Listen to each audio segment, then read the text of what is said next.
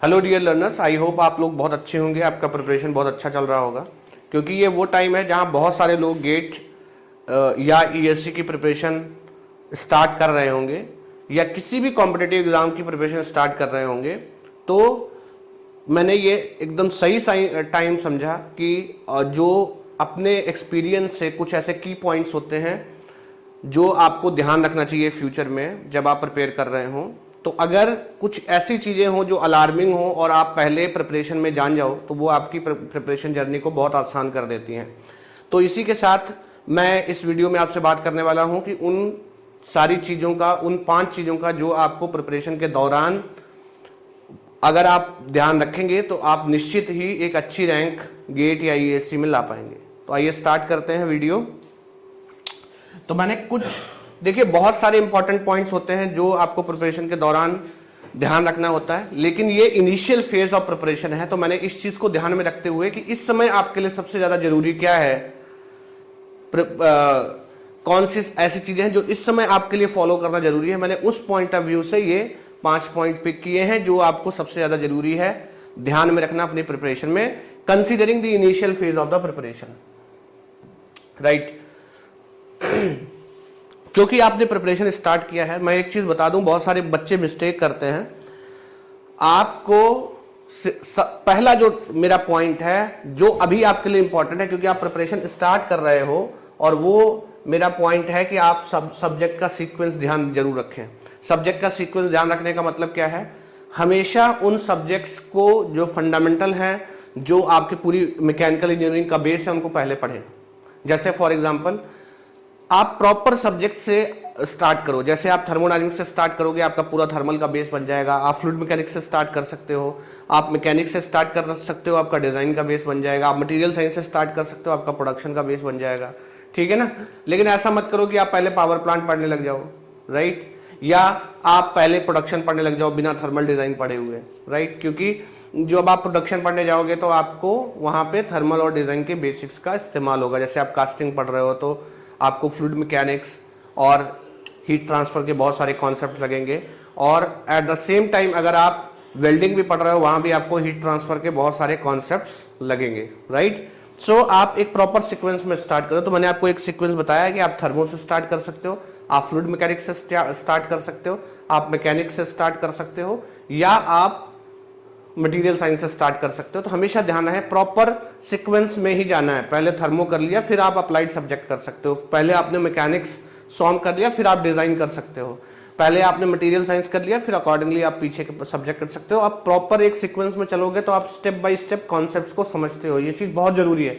बहुत सारे बच्चे क्या करते हैं, किसी भी सब्जेक्ट से स्टार्ट कर देते हैं प्रिपरेशन, फिर उनको आखिरी में बहुत दिक्कत होता है। क्योंकि फॉर एग्जाम्पल आप मेटल कटिंग पढ़ने चले गए या फॉर्मिंग पढ़ने चले गए और आपको सोम नहीं आता है, आपको बेसिक स्ट्रेस स्ट्रेन नहीं पता है, आपको बहुत दिक्कत होने वाला है। और आप समझ भी नहीं पाओगे, आप बहुत सारा अपना टाइम वेस्ट कर दोगे और बाद में आपको ये चीज रियलाइज होगा तो दुख होगा। हमेशा मैं ये सजेस्ट करता हूं। इसके बाद दूसरा पॉइंट जो सबको ध्यान रखना है, पहले आप एमई और एक्सी के जो कॉमन सब्जेक्ट हैं उनको प्रिपेयर करो, ठीक है ना। कारण देखो क्या होता है, 2 सिचुएशन होंगी, या तो आपका एमई में अच्छा नंबर आएगा और या एमई में अच्छा नंबर नहीं आएगा। 2 ही चीजें हैं। अगर आपका एमई में अच्छा नंबर नहीं आता है तो आपको एमटेक ही ऑप्शन बचेगा, आप पीएसयू नहीं जा पाओगे, ठीक है ना। तो मेरा ये कहना है कि पहले आप एमई और एक्सी के कॉमन सब्जेक्ट जब प्रिपेयर कर लेते हो तो इससे आपको क्या कॉन्फिडेंस मिलता है कि भाई आईआईटी में एमटेक तो मिल ही जाएगा। उसके बाद अगर आप एमई और एक्सी का कॉमन सिलेबस शुरुआत के 4-5 महीनों में खत्म कर लेते हो, बाद में आपके पास 4-5 महीने हैं एक्स्ट्रा सिलेबस पढ़ के आप दोनों काम कर सकते हो। मेरा कहने का मतलब यह है कि आपको एक पोजीशन अपनी पक्की कर लेनी है कि जब नेक्स्ट ईयर आप जाओ तो आप खाली बैठने वाली नौबत ना आए कि आप खाली बैठ के फिर से फिर क्या करें सोच रहे हो। एटलीस्ट आपके पास एमटेक है, उसके बाद आप पीएसयू में जाना चाहते हो तो वेल एंड गुड, आपके पास 5 महीना है। आप उस टाइम पर अपना जो बचा हुआ एक्स्ट्रा सब्जेक्ट है, लाइक प्रोडक्शन है और बाकी सारे सब्जेक्ट्स हैं, उनको बहुत अच्छे से प्रिपेयर कर सकते हो। तो पहले हमेशा स्टार्ट करो जो है एमई और एक्सी के कॉमन सब्जेक्ट से। मैं बता देता हूं एक ओवरऑल कौन कौन से सब्जेक्ट्स हैं। मैथ्स कॉमन है, एप्टीट्यूड कॉमन है, थर्मोडायनामिक्स कॉमन है, फ्लूइड मैकेनिक्स कॉमन है, सॉम कॉमन है, और सॉम में मैकेनिक्स और वाइब्रेशन भी जो है कॉमन है। तो आप इन सब्जेक्ट से को पहले प्रिपेयर करो तो आपको एक एज मिलेगा। थर्ड पॉइंट जो आपको ध्यान रखना है, हमेशा फंडामेंटल सब्जेक्ट्स को ज्यादा शुरुआत में वेटेज दो। देखो अगर आप अपने प्रिपरेशन को 50% में बांटते हो, जैसे शुरुआत का 5 महीना और बाद का 5 महीना, शुरुआत के 5 महीने में आप जो कॉन्सेप्चुअल सब्जेक्ट्स हैं उनको ज़्यादा ध्यान दो। होता क्या है, अगर थ्योरी वाले सब्जेक्ट आप शुरुआत के जो 5 महीने में पढ़ते हो, एनी हाउ आप भूल जाओगे, आपको फिर रिवाइज करना पड़ेगा, आपको मल्टीपल बार रिवीजन करना पड़ेगा। तो जो थ्योरेटिकल सब्जेक्ट है जहाँ पे चीज़ें आपको याद रखना है, वो towards the end phase of the preparation अगर आप तैयार करते हो तो आपको रिवीजन कम करना पड़ेगा, आपका समय बच जाएगा। सो हमेशा आपको फंडामेंटल सब्जेक्ट जैसे जिसमें मैथमेटिक्स इन्वॉल्व है, एक बार आपने कॉन्सेप्ट समझ लिया तो हमेशा याद रहेगा। जैसे आपका थर्मो है, जैसे आपका सॉम है, जैसे आपका फ्लूइड मैकेनिक्स है, जैसे आपका हीट ट्रांसफर है, जैसे आपका थ्योरी ऑफ मशीन है। ऐसे सब्जेक्ट आप पहले शुरुआत के 5 महीनों में प्रिपेयर करो, क्योंकि ये कॉन्सेप्चुअल सब्जेक्ट है। एक तो ये समय लेंगे समझने में, और दूसरा एक बार समझ में आ गया फिर इनमें कोई दिक्कत नहीं, आपको मल्टीपल रिवीजन नहीं देने पड़ेंगे। वहीं अगर आप प्रोडक्शन पढ़ते हो, कास्टिंग पढ़ते हो, बहुत सारा थ्योरी है, भूल जाओगे, फिर रिवीजन करना पड़ेगा। एट द एंड अगर आप जोड़ोगे तो आपको टाइम लास्ट ज्यादा पड़ेगा। तो हमेशा आपको फंडामेंटल सब्जेक्ट पर ज्यादा ध्यान देना है, राइट। यहां पर मैं एक चीज बता देना चाहता हूं कि अनअकैडमी जो है, जो लोग गेट एंड ईएससी का तैयारी कर रहे हैं, अनअकैडमी उसके लिए एक बहुत अच्छा अपॉर्चुनिटी लेके आया है। अनअकैडमी कंडक्ट कर रहा है मंथली स्कॉलरशिप टेस्ट, ठीक है ना। इस मंथली स्कॉलरशिप टेस्ट का फायदा क्या है कि अगर आप गेट ईएससी की प्रिपरेशन कर रहे हो तो आप फ्री ऑफ कॉस्ट जो है अनअकैडमी प्लस का सब्सक्रिप्शन पा सकते हो इस स्कॉलरशिप टेस्ट के थ्रू, ठीक है ना। तो आप डेट और टाइम मार्क कर लो। अगर आप गेट एंड ईएससी में इंटरेस्टेड एस्पिरेंट हो, 24 मार्च को ये टेस्ट होगा 11 AM। So please mark the date and time, 24 मार्च 11 AM ये मंथली स्कॉलरशिप टेस्ट होगा अनअकैडमी का। इसमें अगर आप टॉप रैंक में आते हैं तो आपको 100% स्कॉलरशिप मिलेगा, मतलब अनअकैडमी प्लस सब्सक्रिप्शन फ्री में मिलेगा। इवन अगर आप टॉप 50 में भी आ जाते हो, you will get up to 60% off, जो कि एक बहुत बड़ा अमाउंट हो जाता है, और आपको एक बहुत नॉमिनल चार्जेस में अनअकैडमी प्लस का सब्सक्रिप्शन मिल जाएगा, जो कि आपकी प्रिपरेशन को बहुत एक अलग लेवल तक बूस्ट करने वाला है। अनअकैडमी प्लस प्लेटफॉर्म पर इंडिया के टॉप एजुकेटर्स हैं, जो जिनकी गाइडेंस में बहुत सारे एस्पिरेंट्स ऑलरेडी टॉप रैंक ला चुके हैं। और आपके लिए ये एक मौका है कि आप एक मिनिमल कॉस्ट में अनअकैडमी प्लस का सब्सक्रिप्शन लो और अनअकैडमी के टॉप जो एजुकेटर्स हैं उनसे पढ़ सको। इस में इनरोल करने के लिए आपको जो लिंक है वीडियो के डिस्क्रिप्शन में मिल जाएगा, आप वहां से इनरोल कर सकते हो और इस टेस्ट में पार्टिसिपेट कर सकते हो। कमिंग बैक टू द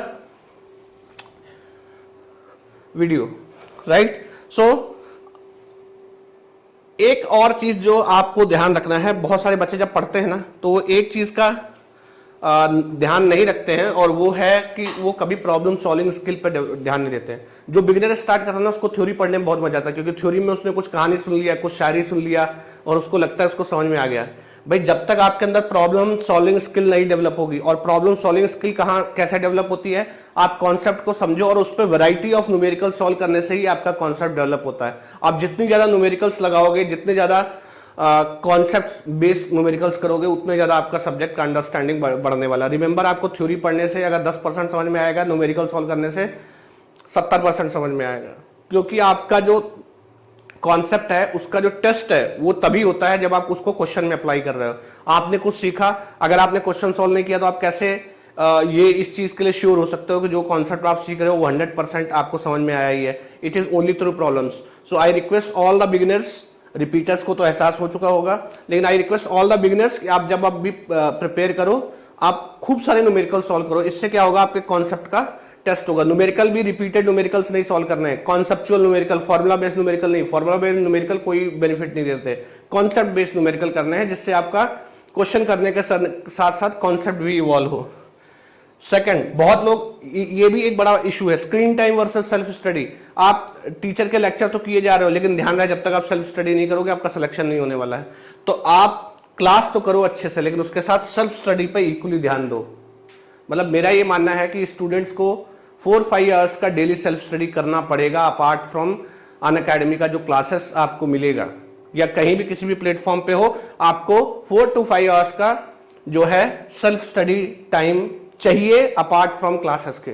तो आप इस चीज को अगर ध्यान रखेंगे तो ये बहुत इनिशियल फेज है प्रिपरेशन का, अगर आपने इतनी चीजों का ध्यान रख लिया तो आई कैन एश्योर यू कि आप टॉप रैंक्स में आने वाले हो, आप 100 के अंदर आने वाले हो, आप जिस भी आईआईटी या आईएससी में एमटेक चाहोगे आपको एडमिशन मिलेगा, या आप जो भी पीएसयू के लिए टारगेट कर रहे हो आपको बहुत इजीली मिल जाएगा।